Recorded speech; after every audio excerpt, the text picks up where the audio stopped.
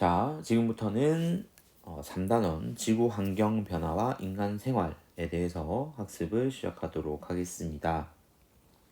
먼저 지구 온난화와 기후 변화부터 시작할 건데요. 이미 우리가 수행평가의 일환으로 시청한 다큐멘터리 내용들이 여기에서 굉장히 많이 다루어질 겁니다.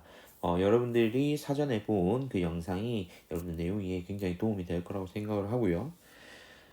지구 평균 기온이 계속 높아진다라는 건 우리가 지난 몇 년 전부터 계속해서 꾸준히 제기되어 오던 문제입니다. 몇 년 전이 아니라 거의 몇십 년 전부터 꾸준히 지속적으로 제기되어 오던 문제입니다. 자, 이렇게 평균 기온이 높아지게 되면 겨울이 사라지고 빙하가 녹아서 해수면이 높아지는 등 다양한 문제가 발생할 수 있다라고 나와 있는데요.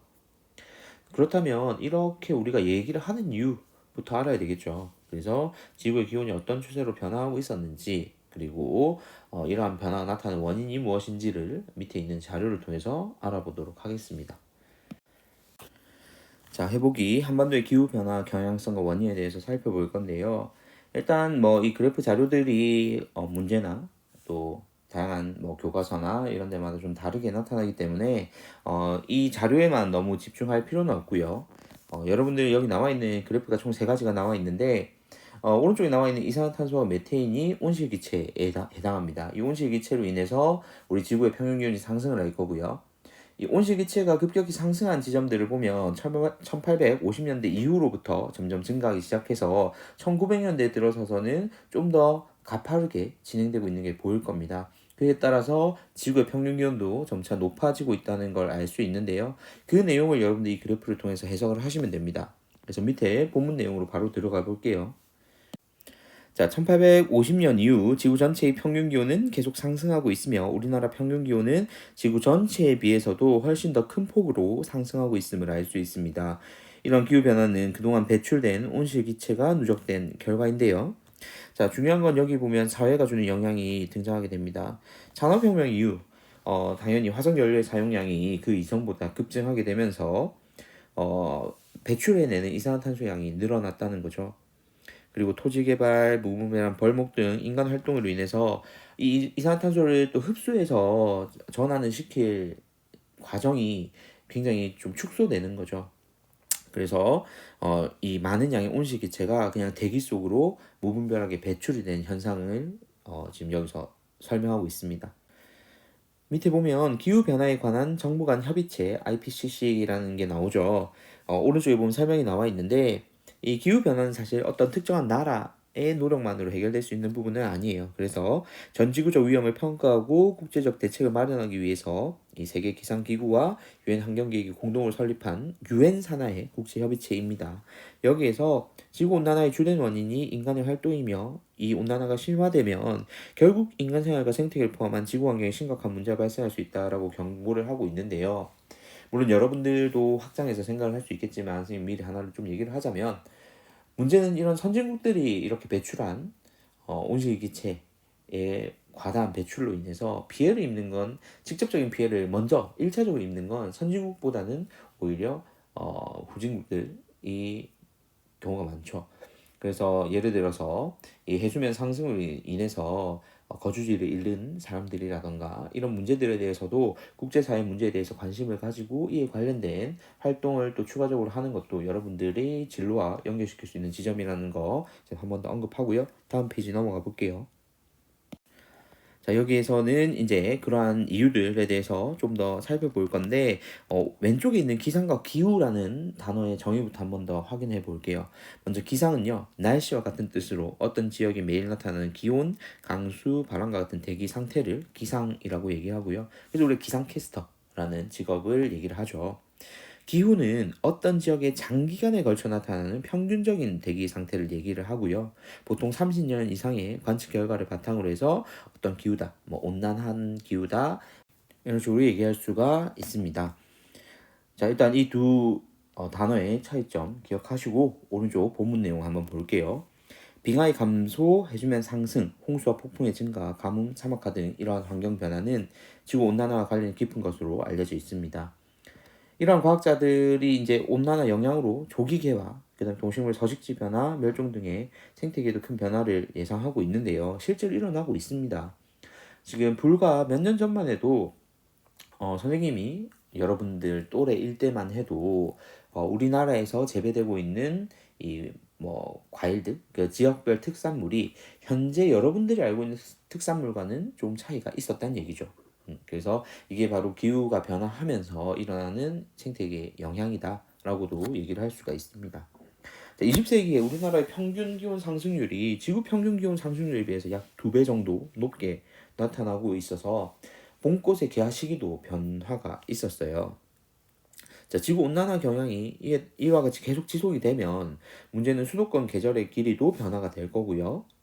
그리고 남해안 일부 지역에만 나타나는 아열대 기후가 결국 21세기 말이 되면 산지 일부를 제외하고 남부지방 전역으로 확대될 거란 얘기죠. 이제 파인애플 재배가 일어나는 걸 뭐 흔하게 볼 수 있는 시대가 오겠다는 거죠. 자, 밑에 한번 자료들 볼게요. 자, 첫 번째 4-14는요. 기후변화에 따른 봄꽃의 개화 시기 변화입니다. 1980년대와 2000년대를 비교해 두었는데요. 같은 지역을 이렇게 작대기로 이렇게 딱 그어놨어요. 저기표가 자, 옛날 같았으면 3월 30일쯤 꽃이 피었을 건데 2000년대에 들어서서는 지금 3월 24일쯤 약 일주일 정도가 땡겨진 거죠. 그리고 부산 역시도 마찬가지. 자, 밑에서부터 날씨가 따뜻하니까 꽃이 먼저 필 거잖아요. 그래서 서귀포, 부산, 여수, 대전 이런 식으로 쭉 올라가고 있는데 지금 부산에서도 역시나 일주일 가량 땡겨지고요. 이후 서울에서도 역시 마찬가지입니다. 지금 일주일 가량 다 앞당겨진 걸 확인할 수 있고요.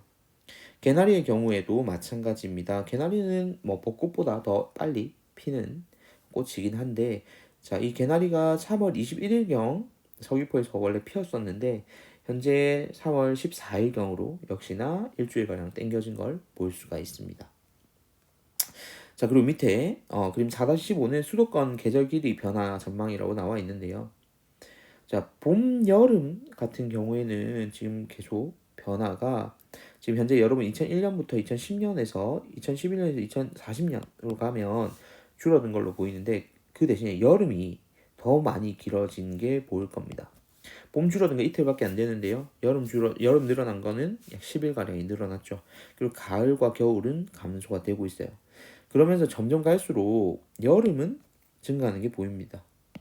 그리고 봄 역시도 지금 증가하고 있죠. 중간에 좀 줄어들었지만.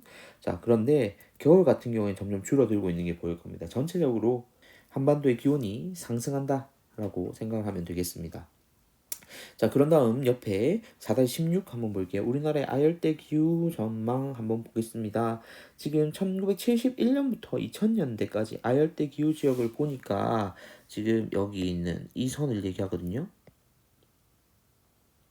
여기까지였어요. 그런데 2071년부터 2100년이라고 우리 교과서에 나와 있는데 지금 선생님이 봤을 때는 이 시기보다 더 땡겨지고 있을 겁니다. 훨씬 더 빠른 속도로요. 그래서 이후에는 우리나라의 지금 산지 여기 보면 태백산맥과 조백산맥이 있는 이 지역을 제외하고는 지금 여러분들이 알고 있는 지역들 대부분이 아열대 기후로 변할 것이다 라고 예측을 하고 있습니다. 이거 2009년 자료이기 때문에 지금 뭐 더 자료를 찾아봐야 되겠지만 더 빨리 앞당겨져 있을 겁니다. 자, 밑에 한번 볼게요. 자, 기후는 다양한 요인에 따라 계속해서 변화하지만 최근 인간 활동으로 기후 변화의 속도가 급격히 빨라지고 있어서 문제가 되고 있습니다. 이게 지금 당장 여러분들한테 와닿지 않더라도 이후 여러분들의 자손 그리고 여러분들이 나이가 들어서 영향을 받을 거니까 우리가 지금부터 노력을 해야 된다라는 거죠. 자, 밑에 확인 문제 한번 볼게요. 지구 대기 중에서 온실기체가 증가해서 지구의 평균 기온이 상승하는 현상을 우리는 지구 온난화라고 얘기합니다. 자, 다음 페이지 넘어가 보겠습니다. 자, 엘니뇨와 사막화입니다. 기후변화는 대기와 해수의 순환과 밀접하게 연관이 있다라고 되어 있죠.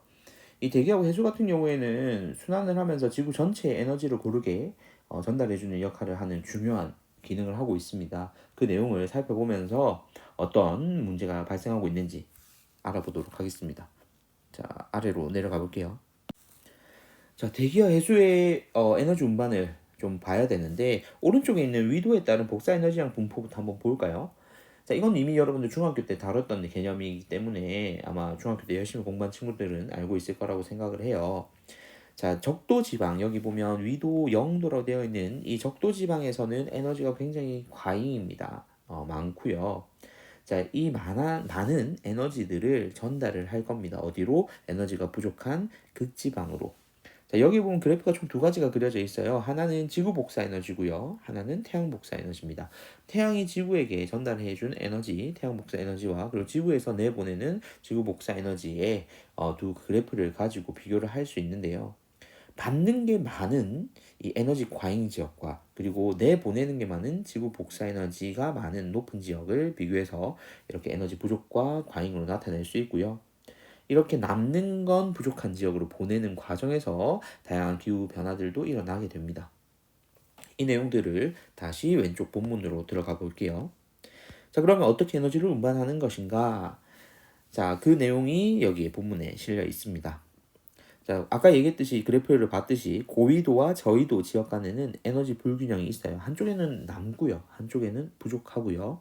그렇게 되면 저위도 지역에 잘 데워진 이 따뜻한 공기는 상승하면서 고위도 지역으로 옮겨가게 되고요.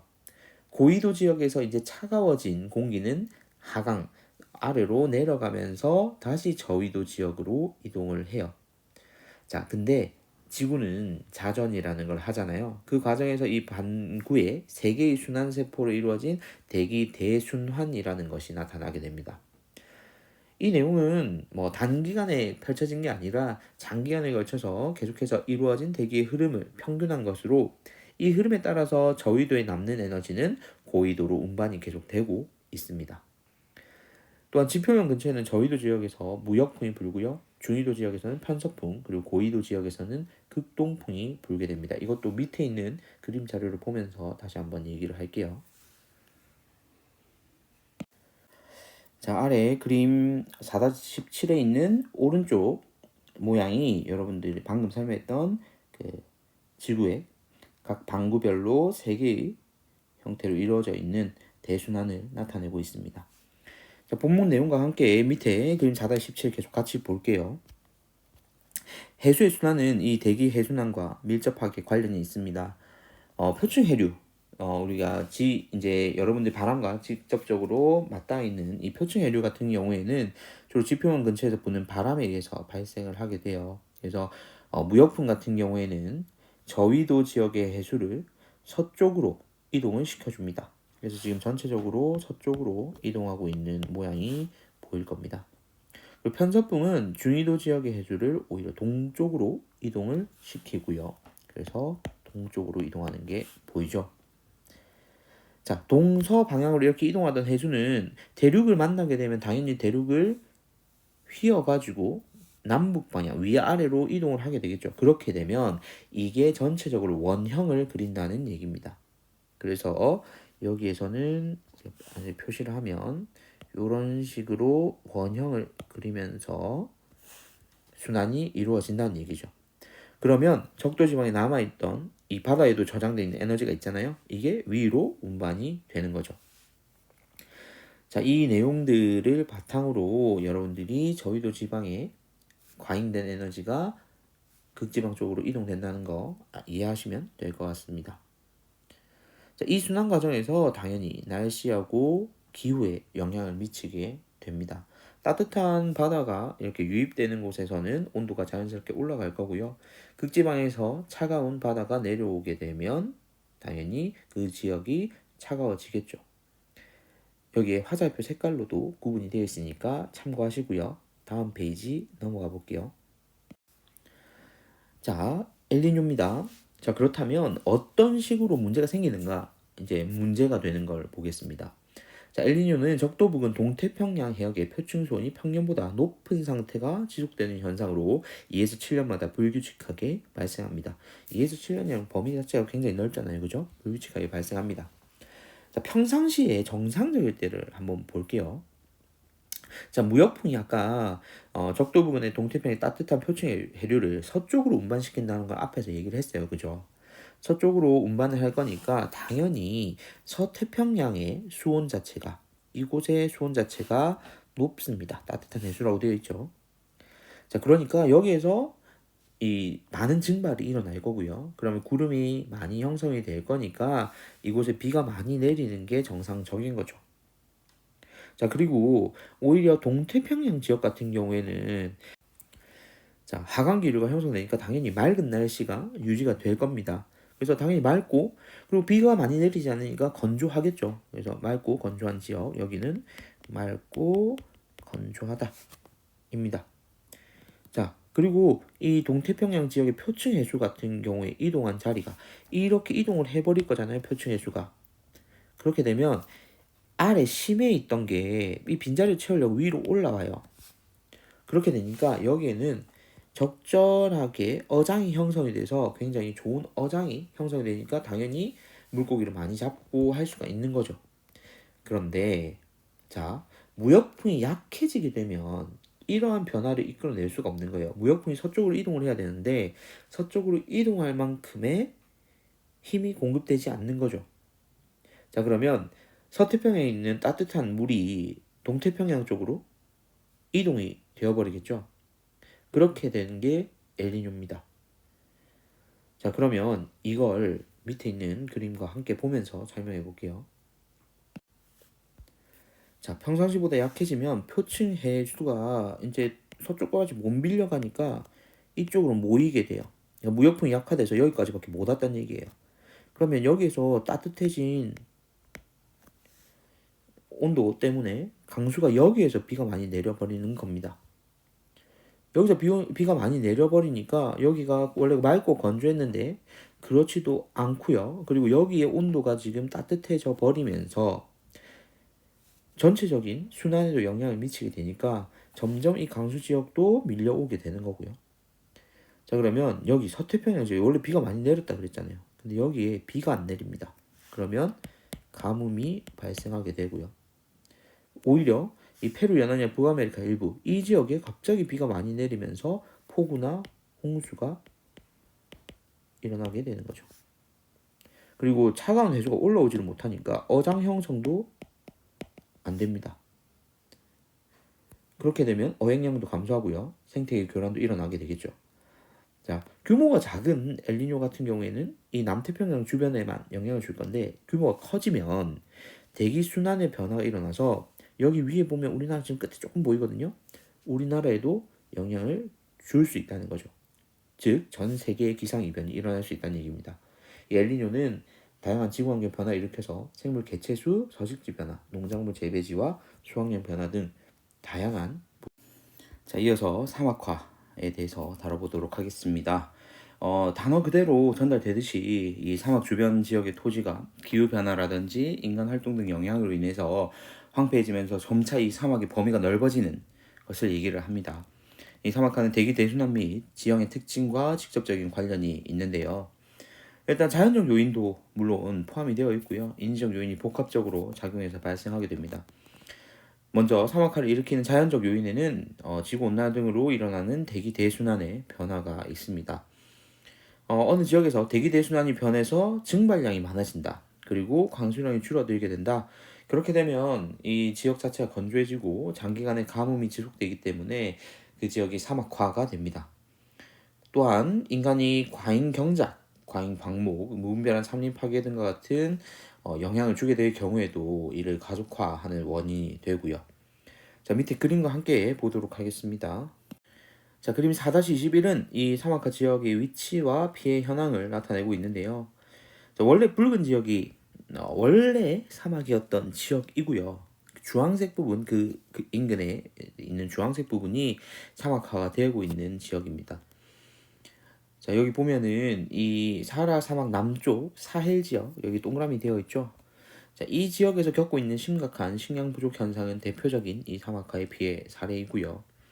중국에서 이 사막화가 진행되면서 이 고비 사막을 중심으로 해서 황사가 자주 발생하는데 이에 대한 영향을 우리나라가 또 직접적으로 받고 있기도 하죠. 그래서 이런 점들 여러분들 잘 기억해 두시고 이런 원인과 그리고 이에 따른 결과 그리고 국제적으로 영향을 주고 있다는 점까지도 잘 기억해 두시기를 바랍니다.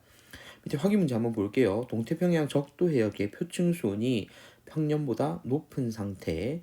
그래서 이 무역풍의 영향을 받아서 표층 해수가 이동을 제대로 하지 못해서 오히려 서태평양에는 건조해지고 그리고 동태평양은 홍수 피해를 입는 등 다양한 문제를 야기시키는 현상을 우리는 엘니뇨라고 얘기합니다. 자, 다음 페이지 넘어가 볼게요. 자, 지구의 미래와 환경 변화 극복 방안입니다. 자, 그렇다면 이제 앞으로 지구는 어떻게 되어가고 있으며 우리는 이를 예방하기 위해 어떤 식의 활동을 해야 하는가? 라는 거겠죠. 자, 인간 중심의 산업 개발과 경제 활동은 생태계를 포함한 지구 환경에 큰 영향을 미치고 있습니다. 그 대표적인 예시가 기후 변화이고요. 자, 그럼 우리는 어떤 노력을 해야 될까요? 밑에는 이제 지구 미래 시나리오 작성하기고요. 그리고 여러분들은 이미 선생님하고 다큐멘터리 관람 후에 이 기후 변화로 나타날 수 있는 위기와 그리고 이거에 대해서 어떻게 대처해야 하는가에 대한 포스터 제작까지도 완료를 했습니다. 자, 그래서 바로 다음 페이지에 있는 본문 내용으로 들어가도록 할게요. 자, 현재 추세로 이산화탄소 배출량이 계속 증가하는 경우 21세기 후반에는 지구 평균 기온과 해수면 높이가 크게 상승할 것으로 전망되고 있습니다. 이 속도는 점점 빨라지고 있고요. 이에 따라 열대 지역에서는 농작물 생장이 저하되니까 수확량이 줄어들게 되고요. 멸종위기 생물종들도 증가하면서 생물 다양성에도 영향을 줄 수가 있습니다. 그리고 폭염 발생 빈도, 온도가 높아졌으니까요. 폭염 발생 빈도와 지속 기간이 늘어나게 되고 이건 아마 올해 여름에도 여러분들도 직접 느끼지 않았을까 싶습니다. 그리고 폭풍 해일이나 대규모 태풍이 자주 발생해서 기상재해가 더욱 심각해질 수 있습니다. 또 이렇게 물에 의해서 피해를 입지만 이 반대로 건조지대 물 부족 현상도 심화됩니다. 말라리아와 댕기열과 같은 이런 질병들이 특정 지역에서만 자주 발생하던 질병들인데 이 발생 지역이 점차 확대가 되는 것 역시도 이 지구의 온도가 상승하면서 일어날 수 있는 일이 됩니다.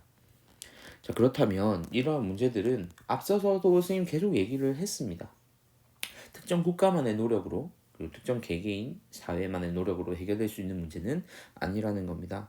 그래서 이 지구 환경 변화에 대응하기 위해서는 지구상에 있는 모든 국가들이 이 문제의 심각성을 인지하고 협력해서 온실기체 배출량 줄이기 위한 방안들을 마련해야 하는데요. 세계 대부분 국가들은 유엔 기후 변화 협약에 가입해서 인위적인 기후 변화를 방지하기 위해서 노력을 하고 있습니다. 최근 국가 정상들 간의 모임에서도 이런 기후 변화에 관련된 내용을 얘기를 했었죠. 탄소 배출에 대한 내용들에 대해서 정상들이 회의를 지속적으로 실시를 하고 있습니다만 지금 현재 가장 큰 원인이 되고 있는 국가에서 참여하지 않는다는 문제점도 있습니다. 그래서 이런 관련된 내용들도 국제사회 정세 변화라든지 이런 것들을 통해서 여러분들 연결시켜서 생각해 볼 수 있을 것 같고요. 이런 현대사회의 이산화탄소를 사실 배출을 무작정 뭐 금지시킬 수는 없는 부분이에요. 그래서 에너지 생산과 직접적인 연관이 되어 있기 때문에 좀 단계적으로 점차 줄여가는 게 맞거든요. 그래서 이 대체할 수 있는 에너지를 우리가 계속해서 개발해서 최소화시키는 방안들을 여러분들도 앞으로 미래 사회에 살아갈 여러분들도 관심을 가지고 좀 더 적극적으로 참여해보는 자세가 필요하지 않을까라고 생각을 하고 있습니다. 자, 스스로 해결하기 문제 잠깐 정리하고 마치도록 하겠습니다. 첫 번째는 엘니뇨가 발생하는 원인을 대기 대순환과 연관지어서 설명을 해보자고 얘기를 합니다. 일단 대기 대순환에 변화가 생긴 거죠. 그래서 무역풍이 약해집니다. 무역풍이 약해지면 서태평양의 따뜻한 해수가 동쪽으로 오히려 이동을 하게 돼서 동태평양의 표준 수온이 높아지는 현상을 우리가 엘니뇨라고 얘기를 했고요. 그리고 두 번째, 온실기체 배출을 줄이기 위해서 개인이 가정에서 실천할 수 있는 여러분들이 할 수 있는 방법은 무엇이 있을까요? 일단 에너지 생산 때문에 생기는 거니까 에너지 소비량을 좀 줄이는 게 필요하겠죠. 그래서 사용하지 않는 가전제품 전원을 뽑는다거나 그리고 여러분들도 학교에서 사실 뭐 냉난방기를 좀 지나치게 작동하는 경우가 있는데 이런 경우도 좀 줄여주는 게 필요하겠죠. 자, 그리고 세 번째, 나무의 나이테를 분석하면 과거 지구의 기후에 대한 정보를 얻을 수 있다라고 얘기를 하고 있습니다. 이외에 과거의 기후를 알 수 있는 여러 가지 방법들은 무엇이 있을까라고 나와 있는데요. 산호 골격으로도 알 수 있고, 그리고 옛 문헌들 기록을 통해서도 알 수 있습니다. 그리고 우리 앞서서 배웠던 화석이라든지에 대해서도 조사를 해서 알아낼 수 있는 방법들도 존재합니다. 네, 여기까지 해서 내용 정리 마치고요. 다음 주 학교에서 제목 얼굴 보면서 4단원 정리하고 이 단원 내용들 마무리 짓도록 하겠습니다. 이상입니다.